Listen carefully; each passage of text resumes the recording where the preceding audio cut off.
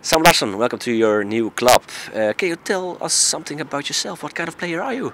I'm an offensive player with good technical skills and like to play on the left, but I can also play as a number 10. Yeah. At your club, IFK Gothenburg, you played almost the last years on the left side? Yeah, mostly on the left.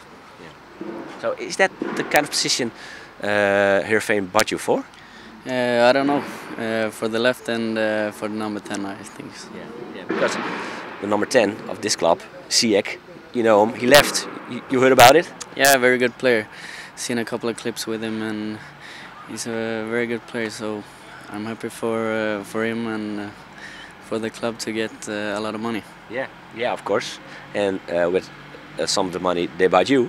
Can you tell me, what do you know about this club, Heerenveen? It has a good tradition with Swedish players and good tradition with transfers and everything, and beautiful arena. And I met the boys earlier today and seems like a good squad. Yeah, you had your first practice today?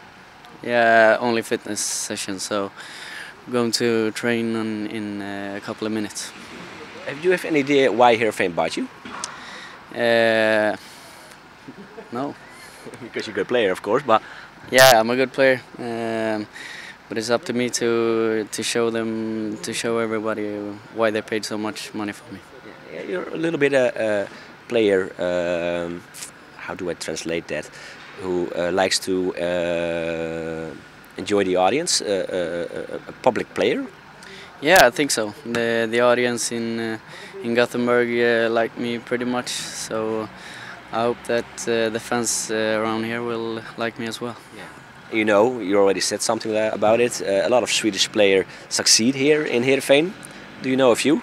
Yeah, Selakovic, of course. He's my advisor and agent. So Stefan Selakovic, yeah. He's always also a little bit scouting for Heerenveen. Yeah, so he told me very many good things about the club, and he's a big reason that I'm here.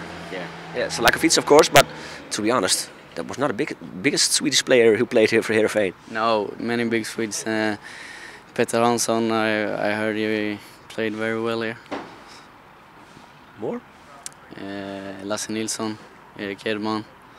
I think you forget the biggest, I think. Yeah, Peter Hansson and Marcus Albeck. Yeah, Marcus Albeck, of course. Yeah. I'm sorry. Sorry, Albeck.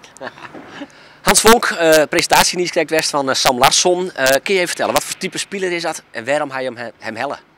Hij speelde bij zijn club Gothenburg links voorin.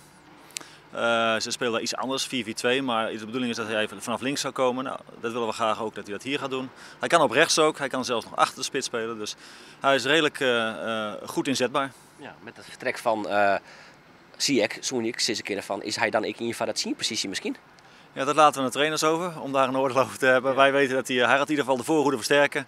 En op welke positie dan komt te spelen, dat laten we straks over aan Dwight en de staf. Ja, maar hij kent het wel eventueel. Hij kan goed voetballen, dus hij zou op meerdere posities uit de voeten kunnen. Waar hij uiteindelijk komt te spelen, dat laten we nogmaals over aan de trainers. Nou is zelfs ik het nijs van juster Hakim Ziyech naar FC Twente. Waarom hebben we uiteindelijk toch verkeersen om hem te verkepen? Ja, dat is een moeilijke afweging geweest om dat te doen. Nou, iedereen weet, hij heeft nog een jaar contract, inmiddels nog 10 maanden. Het is ons niet gelukt om dat te verlengen, niet door mij, maar ook niet door mijn voorgangers. Nou, dan op een gegeven moment moet je kiezen tussen financieel gewin en sportieve belangen.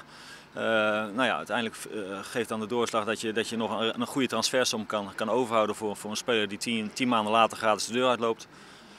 Dat prefereert dan boven dat we hem heel graag nog hier een jaar hadden zien schitteren, want we verliezen wel een hele goede speler. Ja. Heb je dan een soort meesten seizoenkaarthouders bijvoorbeeld, die zeggen van ja, dan keep je seizoenkaart van een club en dan wil je je beste spelers tijdens dat seizoen nog verkocht. Het is natuurlijk een beetje inherent op het voetbal, het gebeurt net alleen nog bij Heerenveen. Maar kun je die reactie en die teleurstelling bij supporters wat voorstellen? Ja, maar dat hebben wij namelijk ook. Wij vinden ook graag, als de competitie begint, willen we ook graag dat het elftal hebben staan zoals de rest van de competitie ook zal gaan spelen. Wij begrijpen ook, want wij hebben datzelfde gevoel, dat je dan wel eens denkt van shit, moet hij nu verkocht worden en waarom niet later? Nou, ik heb net geprobeerd uit te leggen waarom we wel de beslissing genomen hebben. Ja, het is toch het financiële aspect is op dat stuit dan toch belangrijker. Ja, het speelt zeker mee. Hè. Een club als Heerenveen heeft op dit moment, nou, we hebben moeite om in ieder geval de begroting rond te krijgen. Ook komende jaren zullen we heel streng moeten kijken naar wat we uitgeven. Nou, dan is het in dit geval meevallen dat je een speler met nog een jaar contract of minder dan dat nog voor een behoorlijke transfersom kan verkopen. Ja, behoorlijk transfersom. Daar komt hij. Van de volle. Ja, je weet dat wij daar nooit een uitslag over geven. Hè? Nee, dus ook in dit geval doen we daar geen mededeling over. Is er wel een terugverkeep bedrag in de opname, een percentage? Ja, dat is ook inhoud van de transfersom en daar doen we ook geen mededeling over. Nee. Als ik een beetje rond de 4 miljoen zit, zit je van, nou, ze is wel redelijk in de buurt, qua schatting ongeveer. Ja, wij zijn tevreden, Twente is tevreden en Hakim maakt een mooie transfer, dus iedereen is tevreden. Dan is Hakim Vot. Nou had Dwight Lodewegers al zei van nou, er komt in elk geval nog een linksbenige verdediger en een vleugelspeler bij, is de bedoeling. Is dat nou ik verroren? Nou zie ik Forget. Wil je hem nou misschien nog weer een middenvelder erbij, Helly?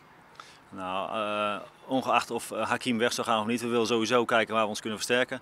Dat geldt voorin, achterin, maar ook op het middenveld.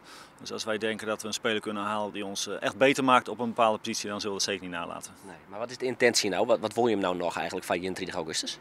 Nou, we willen kijken waar we ons nog kunnen versterken, maar dat geldt achterin, op het middenveld en ook voorin, op meerdere posities. Nogmaals, binnen het budget moet het passen en ook dat we er echt beter van worden. Dus eigenlijk is de bedoeling op elke linie nog een speler erbij te hebben. Nee, dat zijn jouw woorden. We kijken altijd op hele goede naar welke positie we moeten verbeteren en dat zullen we zeker niet nalaten. We hebben met Sam een goede speler voorin. Nou, er is nog eens kritisch naar kijken. Wellicht dat we daar nog wat accent op leggen, maar het wil niet zeggen dat we niet kijken naar andere posities. We kijken naar het hele elftal. Ja, nee, ook net precies onja van welke linies of welke posities je nog echt zit van daar gaan we nog voor. Concreet kan ik dat niet gelden. Nee. Wij weten binnen Heerenveen precies waar we graag wat willen versterken. Nou ja, dan val ik heel in herhaling en ik blijf erbij wat ik net zei. Is Deli Sinkgraven een beetje de beoogde opvolger van Hakim Ziyech? Ja, dan moet je met Dwight zijn om dit soort antwoorden te krijgen. Die uiteindelijk die bepaalt wie er gaat spelen. En we hebben genoeg goede spelers die op die positie uit de voet kunnen. Ja. We hebben Finn Bogason verkocht. Er zijn natuurlijk heel wat orenspelers voor het gong. Nou Ziyech verkocht. Is er nou wel weer wat financiële ruimte om wat te dwan op die transfermarkt?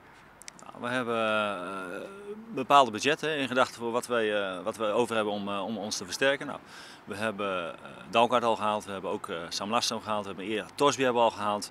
Nou goed, dus we kijken of er nog wat ruimte is om nog daar te versterken waar we het nodig achten. Ja. Wie gaat er aan? Ja, we stoppen ermee.